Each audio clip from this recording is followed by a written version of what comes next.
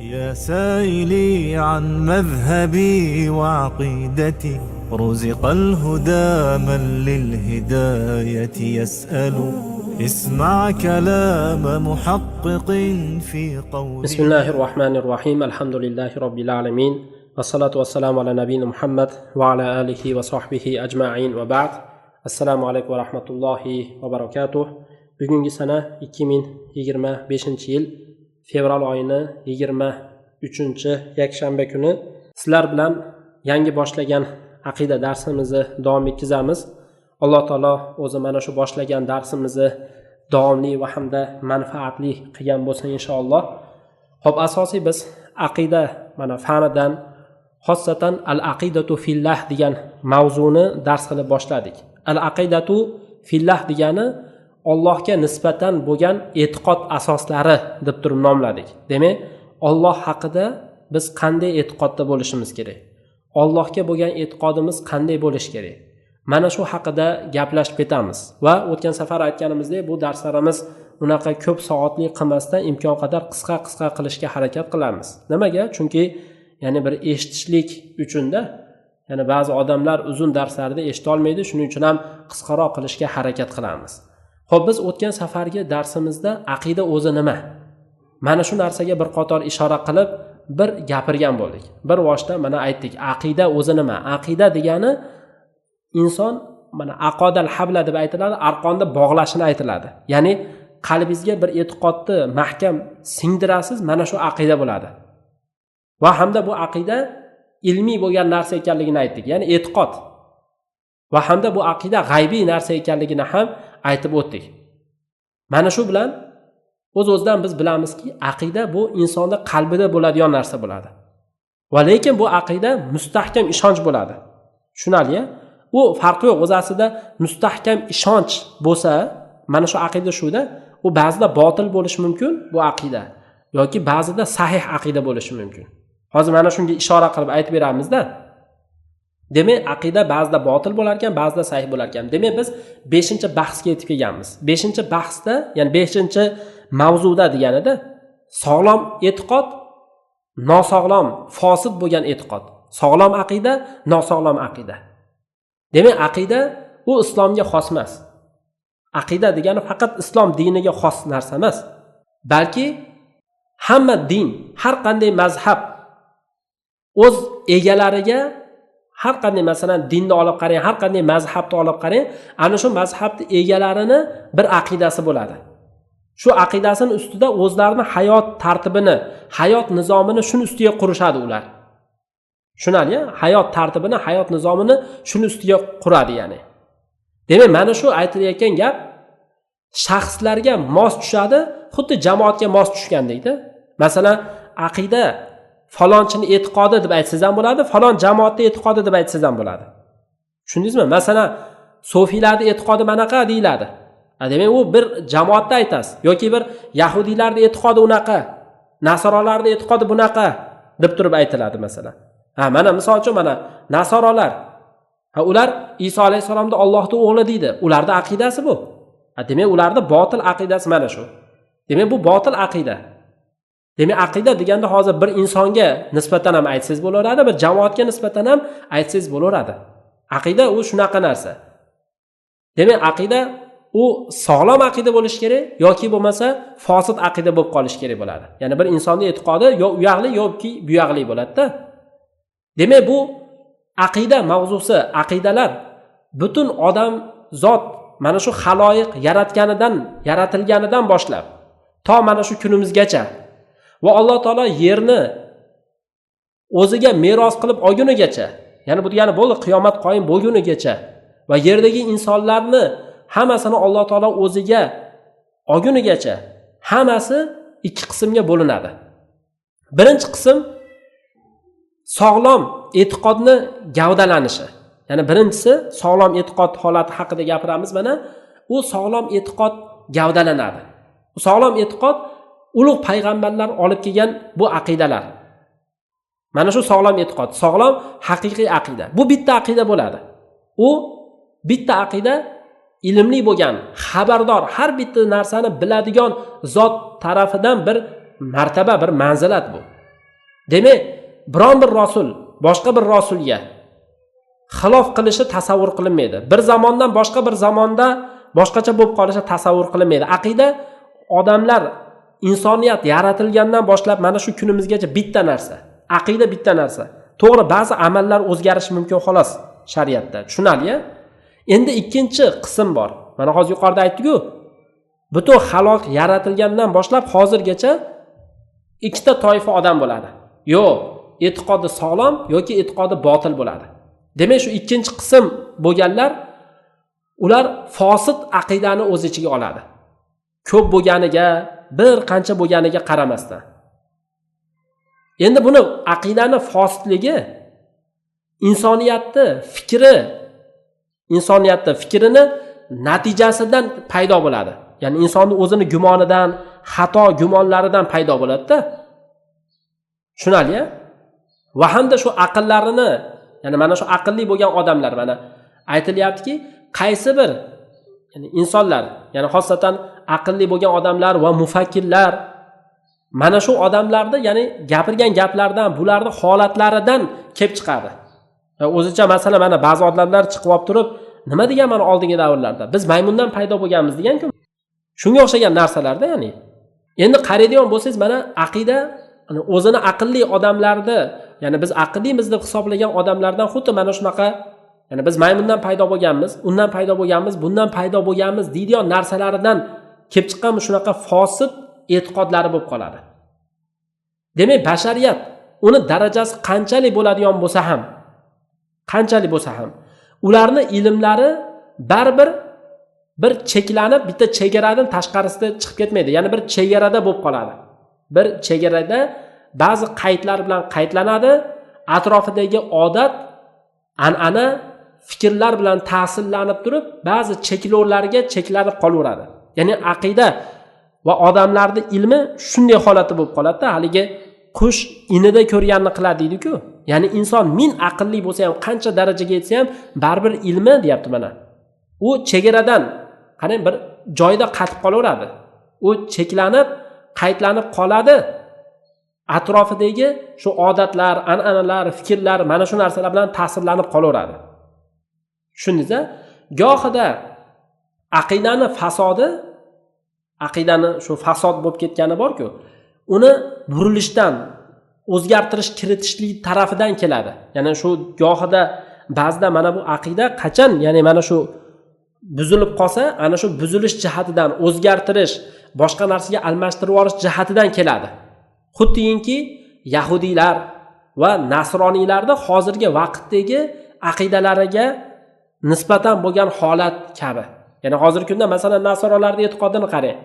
Iso Allohning o'g'li deydi. Yoki bo'lmasa mana yahudiylarning e'tiqodini qarang. Ular biz Allohga suyumli bo'lgan odamlarimiz deydi hozirgacha.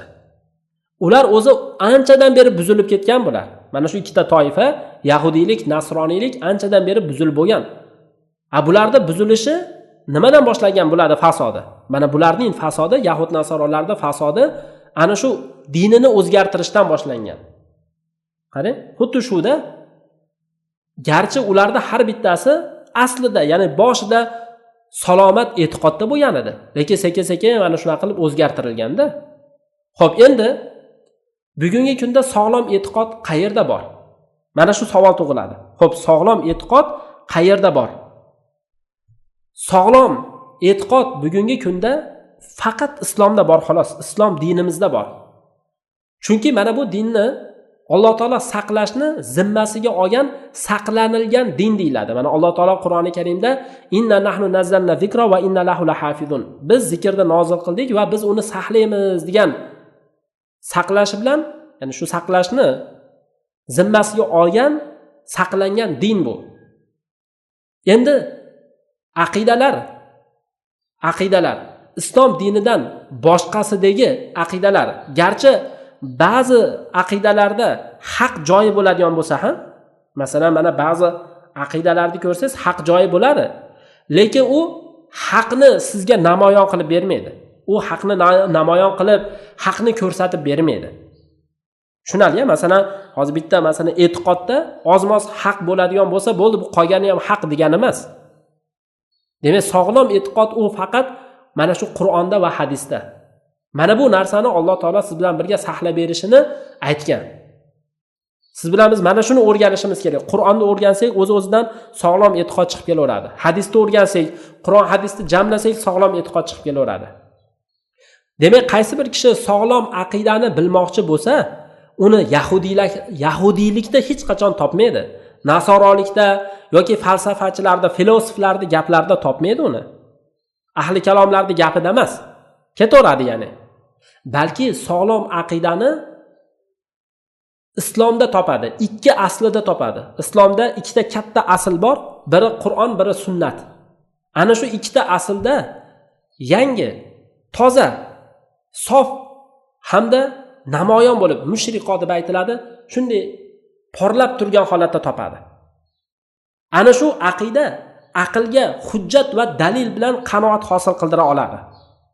Aqlga hujjat va dalil bilan qanoat hosil qiladi. Ya'ni aql shu qanoat hosil qilib yuboradi. Aqlga shu darajada uqtirib tashlaydi. Qalbni iymonga, 100% ishonchga, nurga, hayotga to'ldiradi. Aqida mana shunday bo'ladi. Mana Alloh taolo Shuro surasini 52-oyatda aytadi: "Va kazalika awhayna ilayka ruhan min amrina ma kunta tadri mal kitab va lal iman walakin ja'alnahu nuran nahdi bihi man nasha'u min ibadina." Xuddi shunday biz sizga o'zimizni farmonimizdan bir ruhni sizga vahiy qildik. Ruhdan maqsad bu yerda vahiy. Mana shu aqida bu, Qur'on bu. Ma kunta tadri mal kitab. Siz kitob nima ekanligini, iymon nima ekanligini bilmar edingiz. Mana shu aqidada mana nima ekanligini bilmar edingiz. Lekin biz uni deyapti, qarang. Ana shu iymonni nur qilib qo'ydikki, u bilan xohlagan bandalarimizni hidoyat qilamiz. Xohlagan bandamizni ana shu bilan hidoyat qilamiz, deyapti mana. Mana bu aqida. Demak, aqida islom dinini ikkita aslida topamiz ekan. Biri Qur'on, biri sunnat. Tushundingiz-a? Mana shu biri Qur'on, biri sunnat bo'lgan narsada aqida mana shunda topiladi. Demak, mana bu joyda fosid e'tiqod qanday va sog'lom e'tiqod qanday qisqacha ishora qildik. Xo'p, endi 6-mavzu. Islomiy aqidani ahamiyati va uni zarurati. Islomiy aqida inson uchun xuddi suv va havo zarur bo'lgandek zarur. Insonga shu darajada. Tushunali-ya?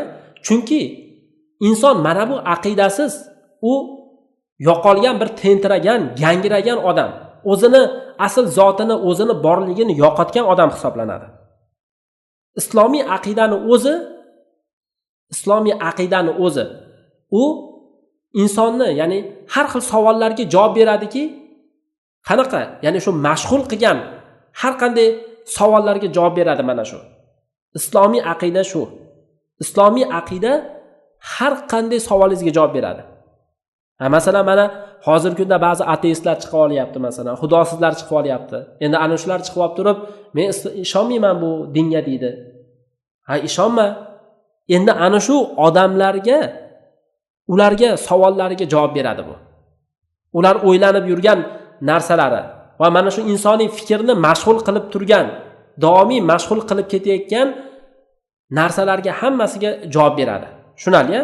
Demak, har xil savollarga mana bu islomiy aqida javob beradiki, ana shu islomiy aqida javob beradi, deyapti mana. Har qanday mashg'ulot, har qanday insonni miyasida aylanib yuradigan savollarga. Balki insonni hayratga solayotgan, masalan, men qayerdan kelib qoldim? O'zi bu koinot qayerdan paydo bo'lgan?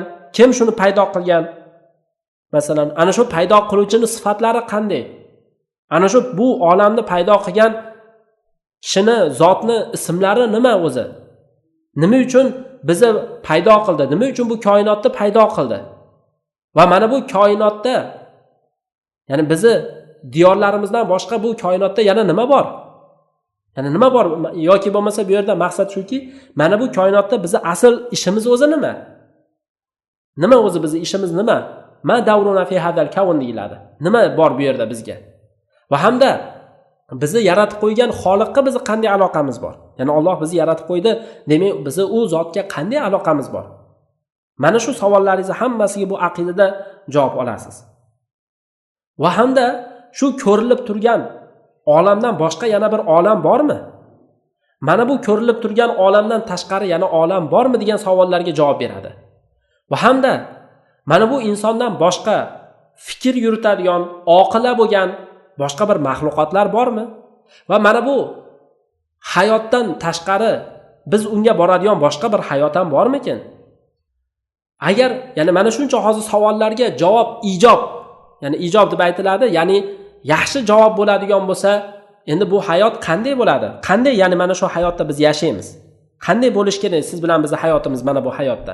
Mana shu savollarga javob beradi. Qarang, demak bir qancha savollar bor. Ana shu savollarga bu aqidada javob topamiz. Demak, bugungi kunda islomiy aqidadan boshqa hech qaysi bir aqida mana bu yuqorida hozir sanab o'tgan savollarimizga qoniqarli darajada javob bera olmaydi. Demak, mana shu aqidani bilmagan, bu aqidani ichiga kirmagan, mana shu e'tiqod meni e'tiqodim deb bilmagan odamni holati u bechora, hech narsani bilmaydigan bir shoirning holatiga o'xshaydi. Bir odam she'r aytgan, ana shuni holatiga o'xshaydi deyapti-da. Kim ana shu odam? U bir odam bo'lgan ekan, Ilya Abu Mozi degan bir odam bo'lgan.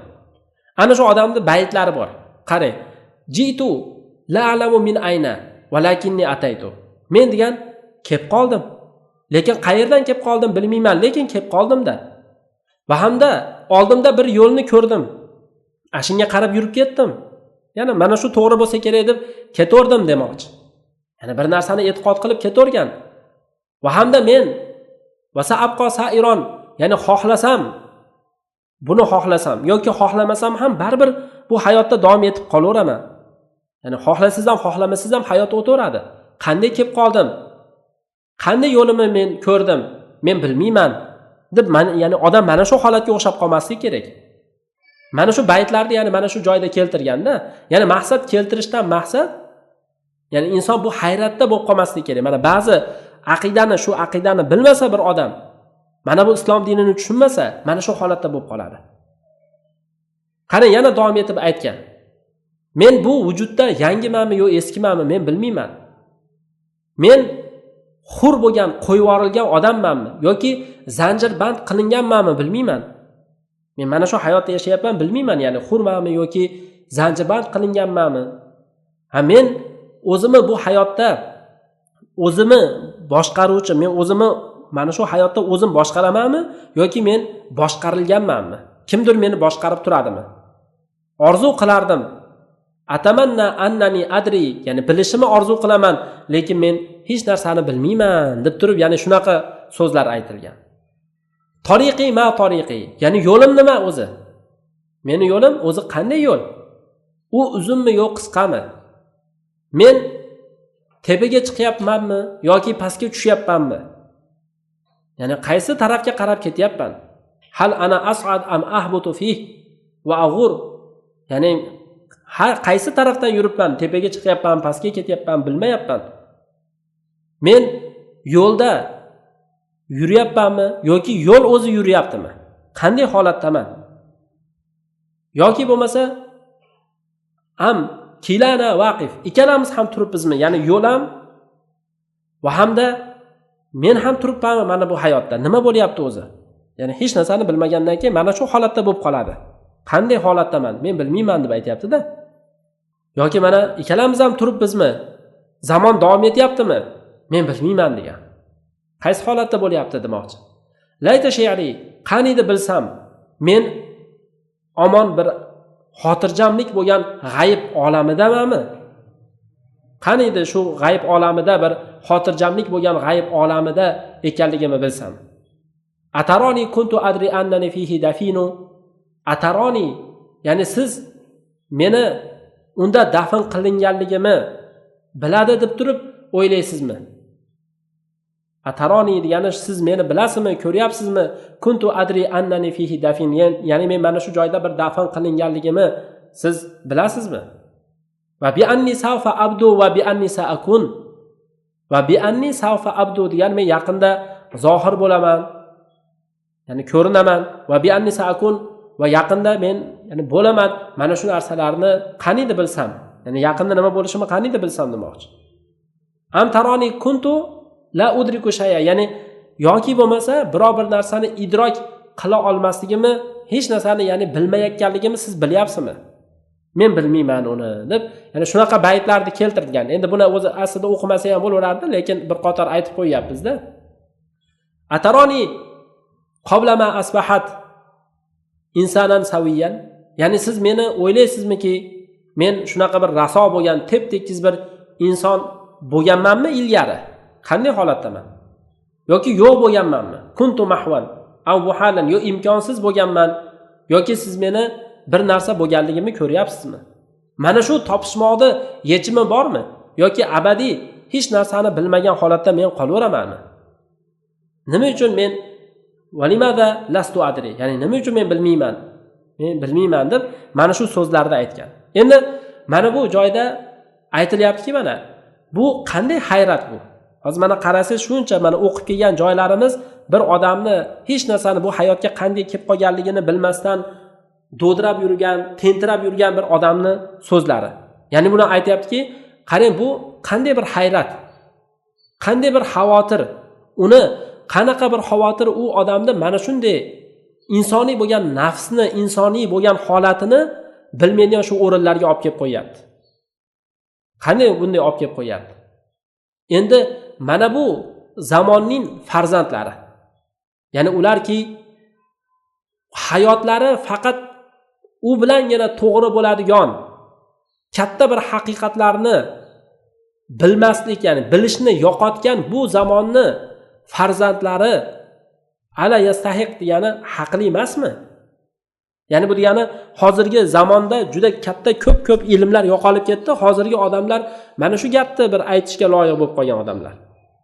Ala yastahiqu abna'u hadal qorin degani shu. Ya'ni mana bu ya'ni katta haqiqatlarni bilishni yo'qotgan, katta haqiqatlarni bilmaydigan bu zamonni farzandlariga haqli emasmi deb aytayapti mana. Ya'ni ular hayotlari faqat u bilangina to'g'ri bo'ladigan haqiqatlarni bilishni yo'qotgan, bilmaydi ya'ni. Ana shu insonlarga bu xavotir holati ana shu insonlarga kelib qolgan. Bilmaydi nima qilib yurganligini. Demak, hadihil humum allati tamla'un nafsa, bu nafsni to'ldiradigan g'am, qayg'ular va hamda bir og'riqlarga sabab bo'ladigan nafsiy chigallikka, ya'ni insonni o'zini ichidan chigallikka to'ldirib tashagan mana shu g'amlar, mana shunday g'amlarga mana bu hozirgi zamondagi odamlar haqli emasmi deyapti mana. Ya'ni bilmaydi, demak bu aqidani o'rgansa keyin biladi deganida. Endi yana aytayaptilar mana. Endi bular qayerda-yu, bir e'tiqodni biladigan musulmon odam qayerda? Va mana shu haqiqatlarni hammasini 100% biladigan insonning holati qayerda? Endi ana shu musulmon odam u haqiqiy, ya'ni fa innahu bihi yajidu burdal yaqin, ya'ni yaqin, ya'ni 100% ishonch bir kiyimini topadi. Ya'ni maqsad bu yerda bu odam, musulmon odam 100% ishonadi ya'ni. Bu odam qayerda? Va ko'ngli xotirjamligini topadi. Va u ana shu musulmon odam ana shu yaqin bilan, ya'ni shu ilm bilan, bilim bilan to'g'ri yo'lda yurib boradi. O belgilarini biladigan va g'oyasini biladigan belgilangan masofagacha shu yurib ketaveradi. Ya'ni biladigan kishining yo'li shunday, davom etib ketaveradi ya'ni u. Endi siz mana bechora o'lim holatini va kelajak holatini gapirib turgan bir shoirning so'zlariga quloq tuting. Uni bir ajib bir gaplari bor. Ana shu ajib gaplarini bir gapirgan. Bu hozir gaplari yuqoridagi so'zlarga o'xshaydi. Yuqorida hozir biz o'qigan so'zlarga o'xshab ketadi. Bularni mayli aytib qo'yamiz.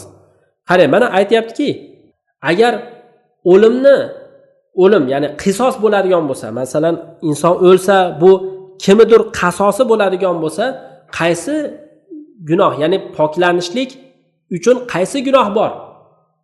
O'zi poklik uchun qaysi gunoh bor o'zi? Agar savob bo'ladigan bo'lsa, bu o'lim, ya'ni bir odam o'lib qolsa bu savob deylik. Endi qaysi shu gunoh uchun diaro degani bir sharmandalik uchun qanday bir fazilat bor? Bu o'lim, bu sharmandalik-ku. Go'yoki ya'ni shu. Va idakana va ma fihi jaza aw khasara.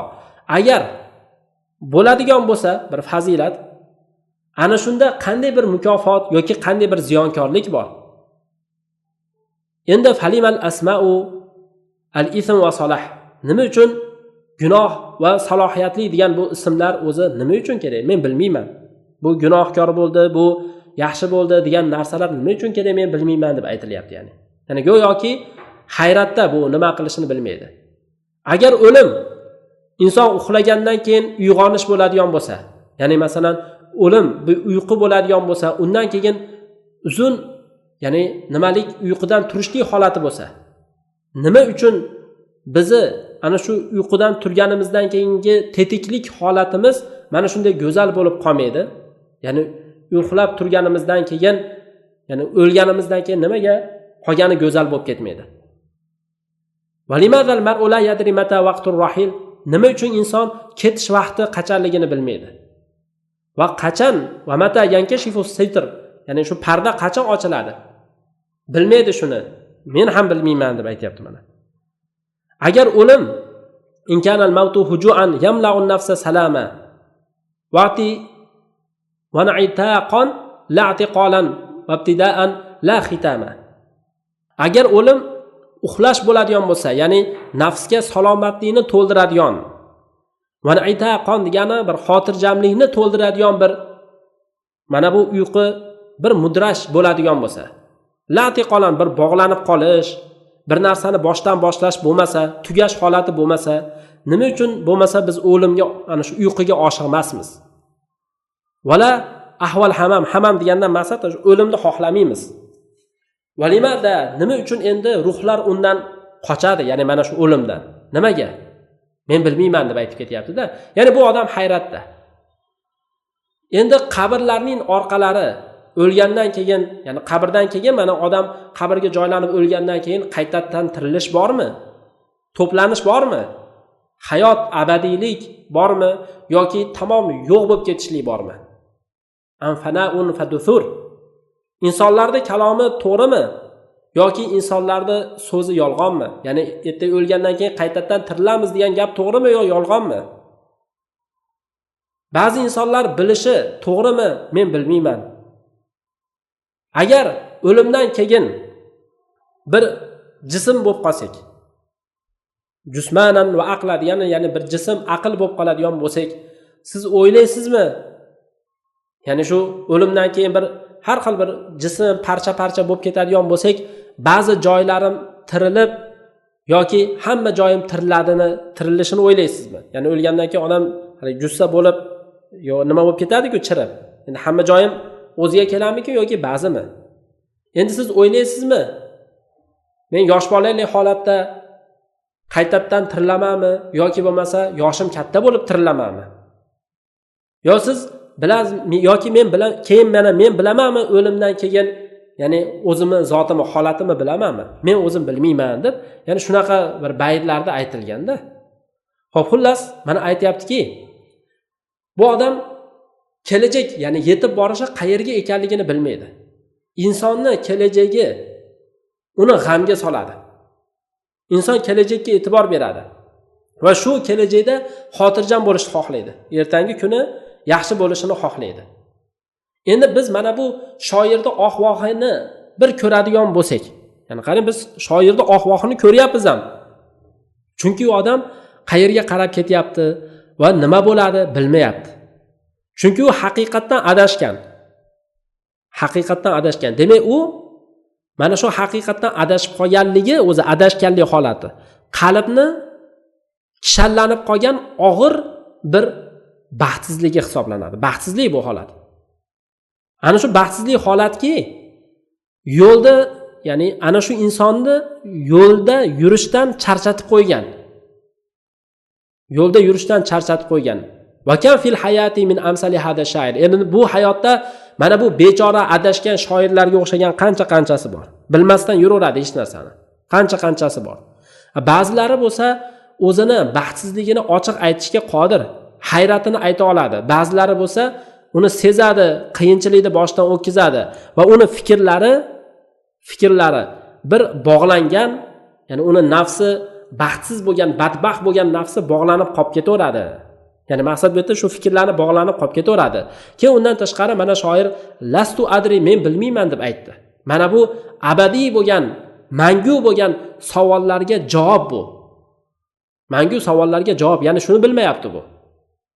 Demak, u bir shoirning so'zi, quruq bir shoirning so'zi emas bu hozir. Bitta shoirning o'zini so'zi emas. Masalan, mana Suqrot degan bir odam o'tgan tarixda, u bir faylasuf bo'lgan. Filosof bo'lgan ya'ni. U odam mana shu filosoflarda eng o'tkir aqlligi, daholaridan hisoblangan. U ochiq o'zini so'zida aytganki, ashayullazi la azal ajhaluhu jayidan annani lastu adri. Ya'ni men o'zim uni bilmaslikda davom etib turgan bir narsa yaxshi. Yaxshi degan. Men bilmasligim deganda. Ya'ni men bir narsani yaxshi bilmaslikda davom etayotgan bir narsa bo'lsa, annani lastu adri. Men bilmayman shu yaxshi shu narsa degan. Balki la adri, ya'ni bilmaslik bu o'zi eski faylasuflarda, filosoflarda o'zi bir mazhabi. Ya'ni bu yerda mana shu Suqrotning so'zi nima bo'lyapti? Ya'ni bir narsani yaxshi bilmasa o'zi, ya'ni shu bir narsani bilmasa davom etadigan bo'lsa bo'ldi, shu la adri deb yuraveradi ya'ni. Masalan, bular ko'zga ko'ringan narsasiga go'yoki ishonadi va hokazo shunaqa bularda bir buzuq e'tiqodlari bor. Demak, Suqrotning iborasi tushunarli. Yana takror aytib qo'yamiz. Demak, Suqrot ochiqcha so'zi bilan aytayaptiki, ashayullazi la azalu ajhaluhu jayidan. Ya'ni men yaxshi uni bilmaslikda davom etayotgan narsa annani lastu adri. Ya'ni men uni bilmaganligim demoqchi-da. Demak, o'zi bilmaslik o'zi bu eski faylasuflarning mazhabi. Endi faqat shu islomni o'zi bilan inson qaysi joydan kelganligini, qayerga qarab ketayotganligini biladi va nima uchun u mavjud bu inson. Va mana shu vujudda, bu borliqda insonning asosiy ishi nima? Biladi u. Inson biladi, mana mo'min musulmon odam. Mana shu narsani haqiqatda va chinakamiga biladi. Demak, biladigan bilan bilmaydigan odamning o'rtasida farq bor. Farq shu darajada farqki, mana Alloh taolo aytgani kabi, afaman yamshi mukibban ala wajhihi ahda amma yamshi sawiyan ala siratin mustaqim. Yuzi bilan yiqilib yuradigan inson hidoyatliroqmi yoki to'g'ri yo'lda tekis yuradigan inson hidoyatdami degani. Mana bu oyat bilan biz mana bu aqida ilmini o'rganishlik bu juda ham muhim ekanligini bilishimizga ishora bor. Endi qolganini kelasi safarga darsimizda gaplashamiz. Bugunchalik mana shu joyda to'xtaymiz. Endi kelasi safarga darsimizda Alloh taolo mana o'zining kitobida iymon va iymon ahlini maqtaganligi, ya'ni mana shu haqida aytib o'tib ketamizda. Demak, aqidani iymon bilan nima aloqasi bor? Shariat bilan nima aloqasi bor? Demak, aqidani iymonga bo'lgan aloqasi shu narsalarni inshaalloh o'qib o'tib ketamiz. Vallohu alam, mana shu joyda to'xtaymiz.